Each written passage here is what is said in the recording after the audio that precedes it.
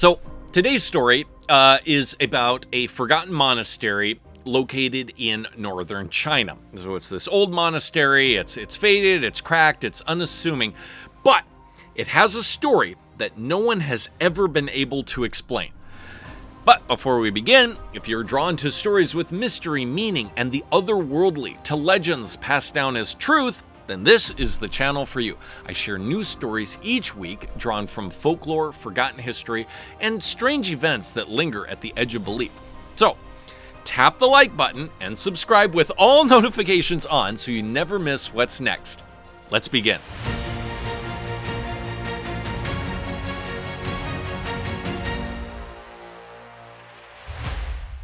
Now, in China's late Ming Dynasty, there was a scholar by the name of Zhu Xiaolian. So he just went by Zhu, that is his surname. And he came to the capital chasing a dream of his. He wanted to take the imperial exams, he wanted to pass, and he wanted to become an official. Now, Zhu was orphaned at a young age. He was raised by his uncle, and his uncle was also an aspiring poet. He wasn't really big into politics, but he was big into poetry. And so Zhu would end up, he would end up writing these little poems that he'd create on any little scrap of paper that he could find. So his dream wasn't just to pass the exams, it was to create something that would outlive him. Right now, he believed in fate, he believed in destiny, and he believed that people's paths crossed for a reason. Sometimes you couldn't explain the reason, but there was always a reason that you would meet somebody. And he believed that somewhere in the capital is where his true story would begin. So he was lodged with a fellow gentleman, a guy he had just met, named Meng Tan, and they were both waiting to take the imperial exams to try and become officials. So they were waiting this day. They were not called to take the exams. They didn't have anything to do for the day. It was a little bit of a drizzling afternoon. And they thought, you know what? Why don't we walk around town here? They're not from the capital. Let's just go for a walk. Let's clear our heads. We're too stressed about this exam. And so they found kind of this quiet road that they went down. They saw this big cypress tree, and behind that they found a temple. And thought, oh, cool, a little temple. The gate was open. And so they were like, okay, well, let's go inside. And right as they went inside, there was one monk in the whole temple. There was just this one guy. He wore simple clothes. He had like patches on his sleeves. You could tell he had been there for quite a while. They come in, he gives them a little bow. He does the whole thing. And he says, hey, boys, there are not really any treasures here, but, if you want, you're more than welcome to look around. And so he thought, okay, well, we're not doing anything else. Let's walk around. The temple itself was not large. It was kind of dusty, but there was this one room in particular. It was the shrine room, and there was this mural on the eastern wall. And the mural was of women painted in these very delicate strokes, and that really caught Zhu's eye. And they were all celestial maidens, the ones who were scattering flowers up in the clouds. And there was this one in particular, and he saw her, and she was kind of knelt, half turned, and her hand was just touching some of the flower blossoms. And he stepped in closer, and it just felt like, some of those paintings where it feels like they're looking at you, like his eyes just really seemed to catch hers. And right in that moment, he heard off to the side this sound, like something moving, and he looks over and he sees, wait a second, that's the woman from the painting. That she must have been the model for the woman that he's looking at. And she turns the corner and goes down the corridor, and he thought, okay, that's it. This is getting interesting. I'm gonna follow her. He chases her. He doesn't really chase her, but he follows her closely. She goes out. There's a door in the back of the temple. She goes out the door, and just outside the door is this little house. In front of it, there's this plum blossom tree, And she stops right under the plum blossom tree, turns around, and she says to him, "Hi, my name is May." And in Chinese, May means plum blossom. And she said, this is where I live. Nice to meet you. Her dad came out, her mom came out, and her dad was wearing scholar's robes. And, and he was, he could tell that Zhu was also, he was wearing the robes of someone to take the imperial exam. He thought, "Oh, you are a scholar as well. Please come on in." And the mother got them sweet rice tea and some of those little candied lotus roots. And Zhu sat down. He had this great conversation with her dad, and he found himself returning the next day. They said, "Yeah, come back anytime." And so he did. And then he came the day after that.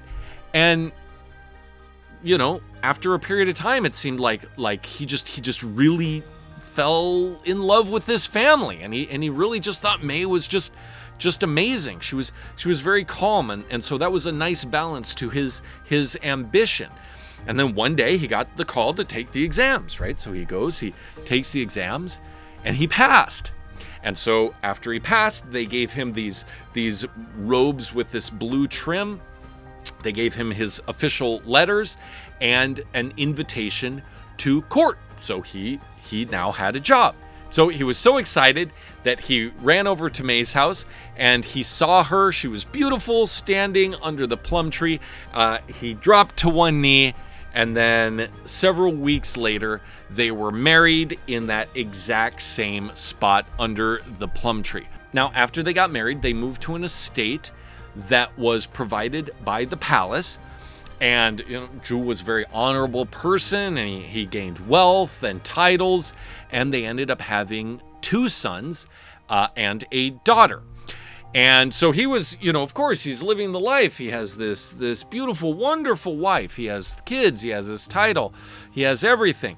And they're just hanging out one day on their estate, and it starts to rain a little bit. They hear a storm coming in, but then the wind changed, and as the rain is coming down, the drops of rain seem to slow down, and then they just stopped right in the air, and the sky turned silver, and then all of a sudden the clouds opened up, and through them these golden lights shot down from the heavens. Thunder cracked like drums, and down through the torn sky descended these figures that were cloaked in armor, and their feet did not touch the ground. They were heavenly guards. But their faces were hidden behind dark masks, so you couldn't actually see what they looked like. Their movements were silent, but their presence it gave the weight of a mountain on everyone. And so May grabbed the children and she yelled, "Inside!" But they weren't fast enough. The guards had already landed and surrounded the house.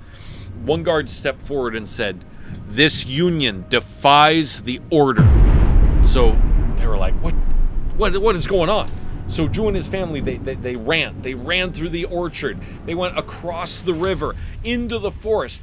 Now, the guards had followed them. They were coming down through the sky, following them, and they were floating through the trees, almost like the trees would bend so that they could just go very quickly through them.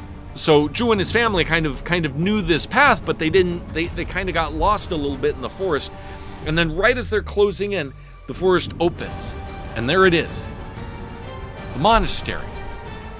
And the door is open, and the monk is standing there. He doesn't say a word, and they race into the temple. But right as they go in, there's this shock wave, and Zhu slips. This wave, it didn't cause him any pain, but it seemed to force him forward, force him deep into the temple. He slid all the way into the room with the shrine and the mural. And as he gets up, he looks back. The guards had already surrounded May and his children. And she yells to him, "Go! The door behind the mural!" And he's like, "What? What door?" And she says, "This is the only way to save us. You must go through the door." And he turns and he's confused. And he's like, "I'm not going in that door. I'm going to save you." And then she screams, "Go!" And her voice surged like a bell being struck by lightning. The air seemed to crack. The wind just kind of came in. It picked him up off his feet. He slid across the room. The heavenly guards were coming in, trying to grab him. They almost got him, but he went right through the door. And then all of a sudden, silence. And then he hears, "Zhu Xiaolian!" And he blinked. He was standing in the shrine room. The mural was right in front of him. The monk was beside him. And his new friend, Meng Longtan, was calling his name. "You were staring at that painting like a ghost," Meng said. "I had to shake you twice." Zhu turned back to the mural. Now he saw Mei still there in the painting, but this time she wasn't alone. The two boys and their girl was next to her, all looking at Zhu. He stepped back. He fell to his knees. The monk came over, put a hand on his shoulder. "Some see lines and colors," the monk said. "Others see echoes of lives shaped outside the will of heaven, beyond destiny, stitched into a fabric of time that doesn't match our own." That night, Zhu went back to his room, back with Meng, because he did not have an estate. None of that was real. That didn't... Whatever happened, that was not what had happened. He was just there. He hadn't even taken the exam yet. And so he went back, and he burned his court robes. He didn't tell the ministry anything. The next morning, he shaved his head, took his vows. For the rest of his days, he lived quietly in the temple as a monk, sweeping the temple, cleaning the temple, and he frequently went to the mural. He would stare, he would tell them stories, he would whisper to them, and he was waiting, and not for answers, but just for that moment that they might kind of look at him and smile. All right, so this story comes from the book called Liaozhāi Zhiyi, or Strange Tales from a Chinese Studio. It was written over 300 years ago by a scholar named Pu Songling. Now, it's not fiction in the way that we usually think of it. The author spent decades collecting stories from travelers and villagers and scholars and monks. Now, these stories were passed down through many generations, and most of the people said that these stories, though fantastical, were actually true. So Liaozhāi Zhiyi is a collection, hundreds of these stories. All right, so let me know what you think in the comments below, and if this story spoke to you, or you feel that one of your friends who still believes in love, even if brief, can make an entire lifetime feel real, then please share it with them, and I'll see you in the next video.